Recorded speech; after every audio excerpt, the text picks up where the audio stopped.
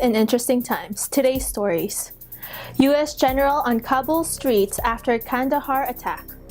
Chinese consumers yet to feel trade war pinch. Canada becomes first major economy to legalize recreational cannabis.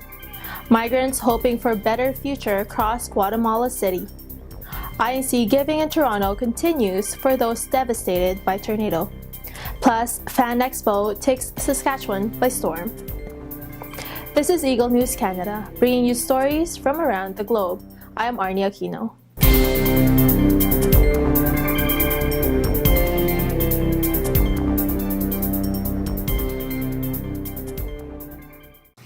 Afghanistan postponed legislative elections in Kandahar province after a Taliban-claimed attack on a U.S.-Afghan security meeting killed a powerful police chief and threatened stability across the south.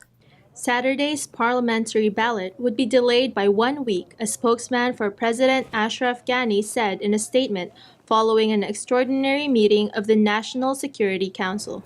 Prior to the attack down in Kandahar, we were talking with the Kandahar people, and the messages we had from the Kandahar people were unity and peace and confidence in the security forces, very specifically in preparation for the upcoming elections, but confidence in the security forces and our support as required. The Independent Election Commission would announce the new date, he added. Preparations for the vote in Kandahar, the Taliban's birthplace, were thrown into turmoil on Thursday when a gunman wearing a security forces uniform opened fire on a gathering of U.S. and Afghan officials. General Scott Miller, the top U.S. and NATO commander in Afghanistan, escaped unhurt, but Kandahar Police Chief General Abdul Razik was killed along with the head of the Provincial Intelligence Unit and an Afghan journalist. Another 13 people were wounded in the assault inside the heavily fortified provincial governor's compound, including the governor and 2 Americans. The shooter was killed. The Interior Ministry said that 3 suspects have been detained over the incident, which the Taliban said had targeted Miller and Razik. U.S. officials have dismissed the claim that Miller was a target. Miller made a public appearance in Kabul on Friday, visiting an Afghan security checkpoint where he described the attack as a tragic event. My assessment is that I was not the target. It was a very close, confined space, but I don't assess that I was the target. Voter turnout for the election, which is more than 3 years late, already was expected to be far lower than the 8.9 million people officially registered following the Taliban's pledge to attack the ballot. Razik's death is likely to deter even more voters from showing up at the more than 5,000 polling centers around the country, which Afghanistan's overstretched security forces have been tasked with protecting. More than 2,500 candidates are competing for 249 seats in the lower house, which is responsible for making laws and supervising the government. Hundreds of people have been killed or wounded in a poll-related violence so far. At least 10 candidates have been killed. Despite the threat of violence, the United Nations Assistance Mission in Afghanistan on Friday urged eligible voters to exercise their constitutional rights to vote. The poll is seen as a crucial test for next year's presidential election and an important milestone ahead of a UN meeting in Geneva in November, where Afghanistan is under pressure to show progress on democratic processes. China's economy grew at its slowest pace in 9 years in the third quarter as a campaign to tackle mounting debt and trade frictions with the U.S. had an effect. The world's second largest economy expanded by 6.5% in the July to September period year-on-year, according to official GDP figures released by China's National Bureau of Statistics. The rate is down from 6.8% and 6.7% in the first and second quarters, respectively, but in line with a growth target of roughly 6.5% for the year set by China's economic policy makers. The trade row with the U.S. comes at a tough time for China's economy, which has been hit by the government's efforts to tackle a mountain of debt, with credit tightening and infrastructure investment falling. The data showed fixed assets investment ticked up 5.4% on year in the January-September period from record lows in the year earlier when Beijing was reining in spending on bridges, railways, and highways. I think the tariffs has not affected the economic growth at this stage because if you look at the September export data, the growth remained very strong. I think that means the U.S. importers accelerated their imports from China before the tariffs was in effect. Analysts say the slowing growth could prompt an end to Beijing's fiscal prudence. China's cabinet has already indicated it will step up support and quicken infrastructure projects approval in the coming months, though experts do not expect the measures to kick in until next year. The gloomy export picture has reinforced the need for Beijing to rely on its legion of consumers to grow its economy. Retail sales, a window into Beijing's aim to get consumer spending to drive the economy, expanded 9.2% for the month compared with last year from 9.0% in August and ahead of estimates. Relations between the world's two largest economies have soured sharply this year as U.S. President Donald Trump turned to hiking tariffs to force concession in trade negotiations with Beijing. Washington has hit roughly half of Chinese imports, while Beijing has taken aim at most U.S. imports. Exports still drive a significant chunk of China's economy, and Washington's tariffs targeting cars, machinery, electronics, consumer appliances, and others have led many firms to shift production and hold off on further China investments. So far, exports in the U.S. have held up, but economists expect trade frictions to weigh on growth in the coming months and into next year. So far, not yet, because as we said, the Chinese export still remains strong. That means we do not have much unemployment caused by the tariff war. So at this stage, people's income was not affected, so they can still maintain their consumption. The conflict has more directly hit confidence in China. Shanghai's stock market has fallen by roughly a quarter this year, while the yuan has slipped about 9% against the dollar. Business surveys already show many U.S. and European firms halting investments planned for China as trade tensions cloud future prospects. For the data, we see the 6.5% year-on-year growth of the GDP. At first glance, we think it's weak. And it shows the deceleration of Chinese economy. However, if you take a deeper inspection into the data, we found that we still have some positive signs. The slower growth of the GDP was mainly driven by the decline in the industrial sectors. However, if you look at the growth of the service sectors, the growth was still resilient at 7.8% year-on-year. Up next, Canada becomes first major economy to legalize recreational cannabis. Migrants hoping for better future crossing Guatemala City. INC giving in Toronto continues for those devastated by tornado. Eagle News Canada will return in a moment.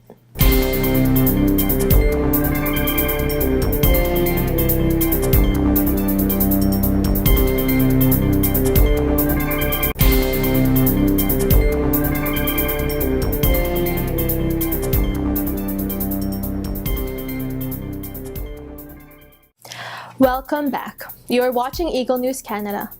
Canada on Wednesday became the world's first major economy to fully legalize cannabis, sparking celebrations on the streets as the country embarked on the controversial drug policy experiment.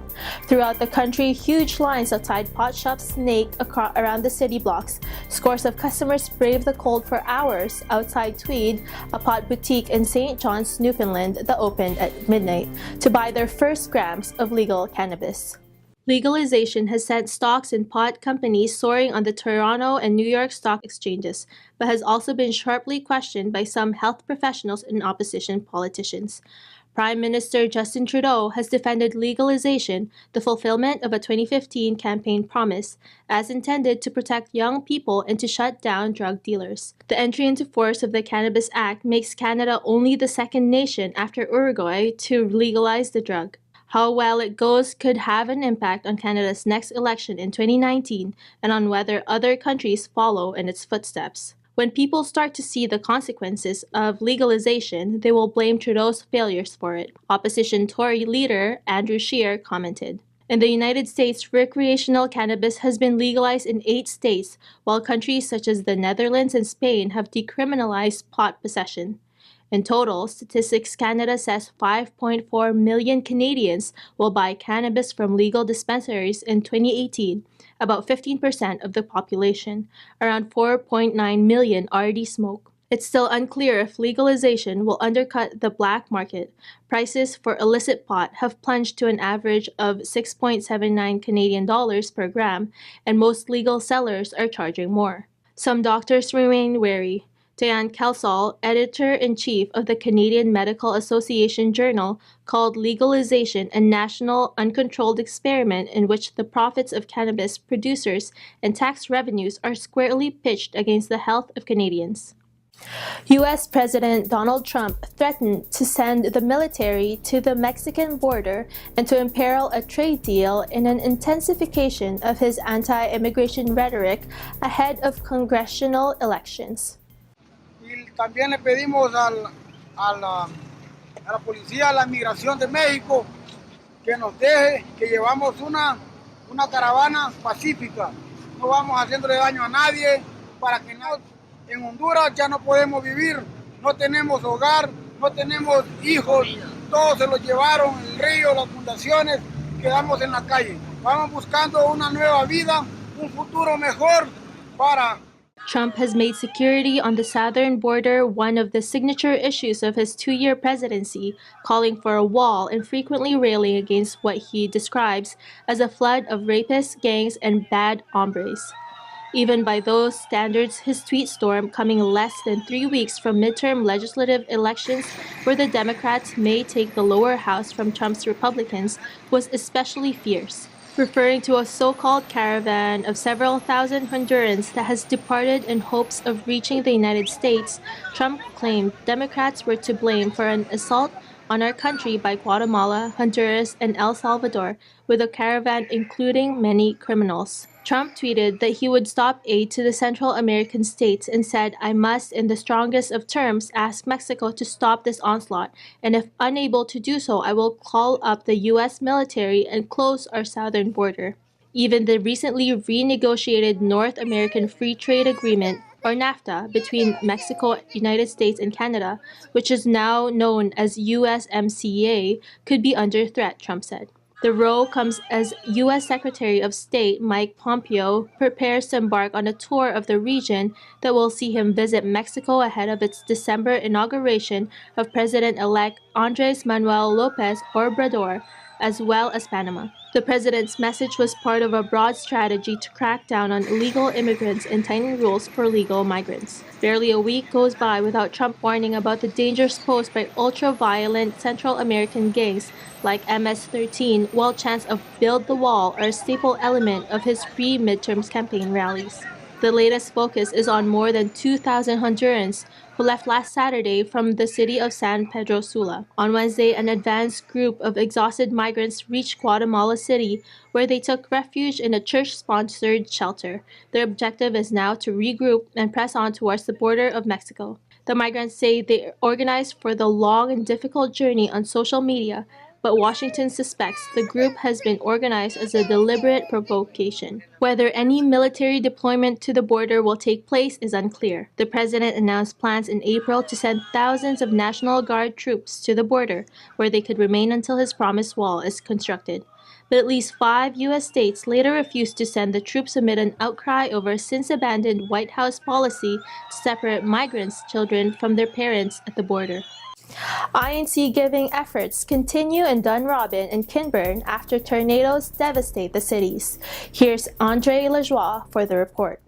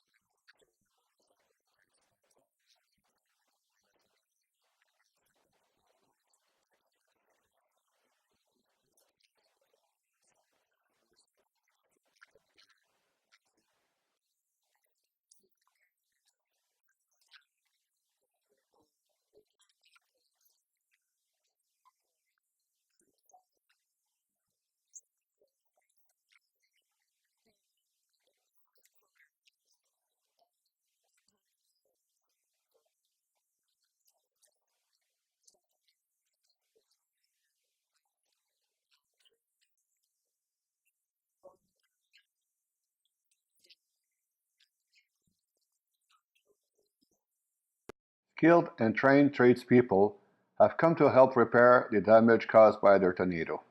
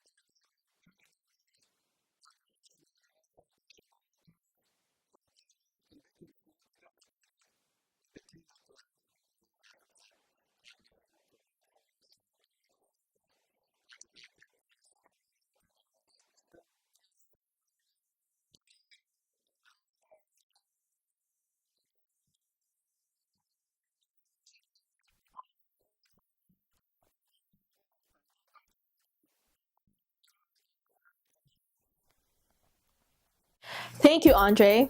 Coming up, Fan Expo takes Saskatchewan by storm. Eagle News Canada will return shortly.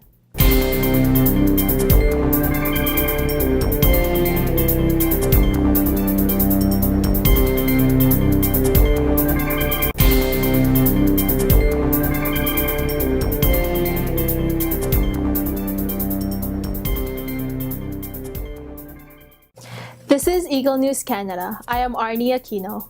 Fan expos have been extremely popular across Canada, and now even Saskatchewan is hit with a Fan Expo fever. Felmar Creo will take us to the Saskatchewan's Fan Expo. Sci-fi lovers, pop culture fan, comic bookworms, don't miss out as we discover this year's Saskatchewan Entertainment Expo. Let's go! The 5th annual Saskatchewan Entertainment Expo is a 2-day celebration of all things pop culture.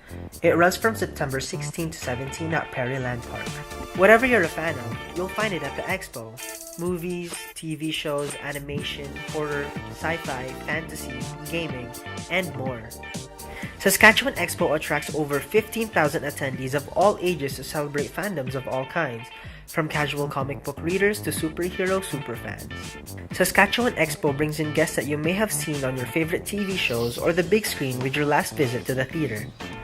Between the talented artists and creator guests to the fantastic exhibitors selling their work, you won't be disappointed. There is one thing, however, that everyone looks forward to seeing: the cosplayers.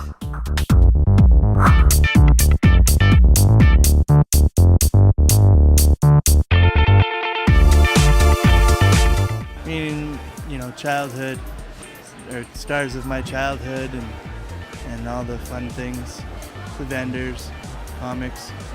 For me, usually seeing his face when he meets those people, but this year I'm just loving seeing all the little girls' faces when they stop and say, "Oh, Belle!" It's pretty cute. I love acting. I love getting to audition for things. I love working on things. And so the fact that anyone has seen any of my work is always pretty amazing, actually. But Expo has been great. There's amazing artists here, which is one of my favorite things. There's fantastic guests, but the people who are coming, there's a lot of people from Saskatoon coming to the show, which is great. And then people coming from further, which is nice, but it's a big show with a small feel. So we have plenty of time to talk, and I've gotten to know people who've come much more so than other shows, which has been fantastic. Eagle News Broadcasting, I choose you! Reporting from Saskatchewan Expo for Eagle News, I am Felmar Creo, and I am 1 with 25. Thanks, Felmar. That is this week's Eagle News Canada. Join us next week for stories that matter to you. Visit our websites at Eaglenews.PH and EagleNewsLive.com. Like us on Facebook and follow us on Twitter at twitter.com/EagleNewsPH. Thank you for watching. I am Arnie Aquino, 1 with 25.